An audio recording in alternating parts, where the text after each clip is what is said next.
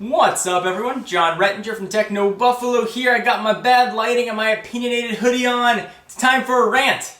Let's go ahead and get started.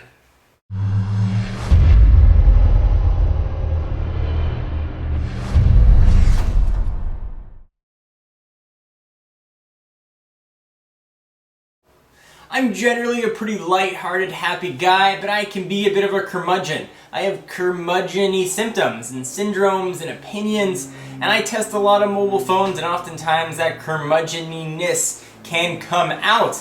You might remember a few months ago my Apple iOS rant, where I talked about iOS becoming stale, how the notification systems were incredibly annoying, and the lock screen borderline useless. Well, with Google I/O upon us, it's time to focus in on Android and talk about what they're doing well, what they're not doing well, and what I think they can do to improve. And let me know whether or not you agree or disagree.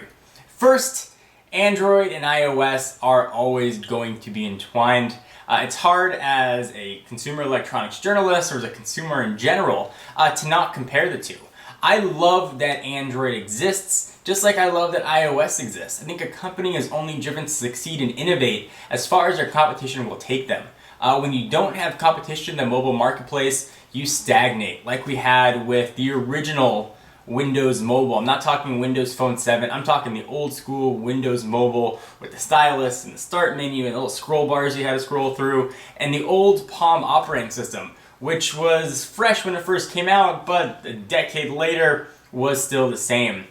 So I think that Apple and I think that Google push each other to be better. And whether or not you're an Android fan or an Apple fan doesn't matter. Competition is great for the consumer. Whenever companies compete, the consumers definitely win.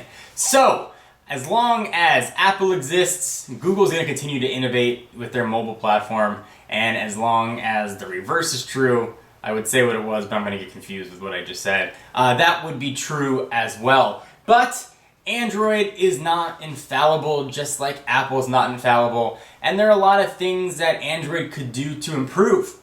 One of the biggest complaints and problems I have with Android isn't necessarily Google's fault, perhaps it lies with the carriers, it's fragmentation. I'm looking off over there, you guys can't see, but I have a few phones, all of which are running very different versions of Android. Some are running a tablet operating system, some are running Gingerbread, some Froyo, some are running older versions of Eclair and all kinds of dessert-themed deliciousness.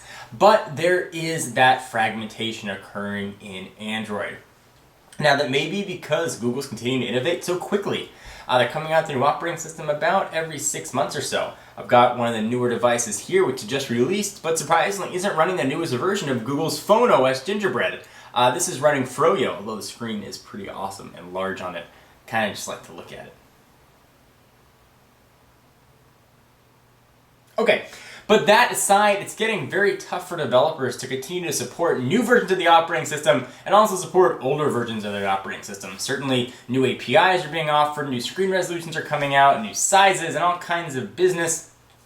I believe it was Rovio, the makers of Angry Birds, that said it was getting more and more difficult to support Android. Certainly the newer versions of Google's operating systems are essentially going to prevail and be more prevalent and other fancy P words, but people are still going to have those older versions of Android. I got my mom, for example, perfect example, an Android phone. She's not the most technologically advanced person in the world. She likes to learn, she's trying, but she's not going to know how to update her phone.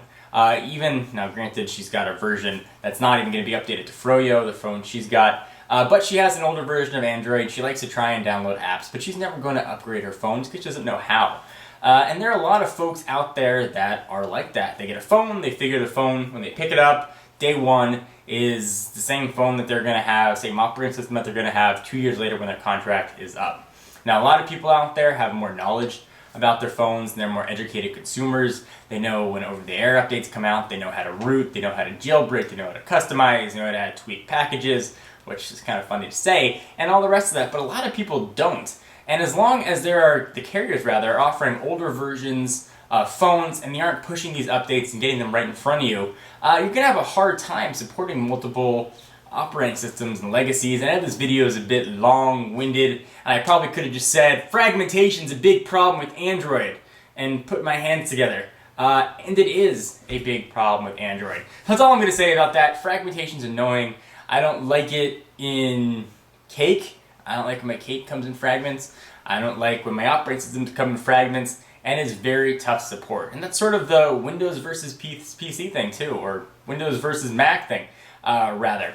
You have a platform like Google, which is not vertically integrated. Google makes the operating system. Companies can build on top of it, customize it, tweak it. They make the hardware, and Google says, we just made the software. Or something like Apple, they control the hardware all the way through, but you get a very limited product choice. So you've got just an iPhone.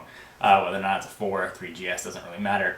Whereas on Google, you can pick a 4.5-inch screen now, which is kind of awesome. You can pick a 4.3-inch screen, you can get a 3.7-inch screen, a 3.5-inch screen, a 4-inch screen. You have a ton of different choices. You can get dual-core processors, single-core processors made from a myriad of different manufacturers. You've got a little bit of choice in there, but with that choice comes variance, and the variance becomes harder and harder to support. So a bit rambly. Do you agree, disagree? Do you think fragmentation is overrated, inflated, and should I shut my face hole? If you guys are still watching, just curious what you guys have to say.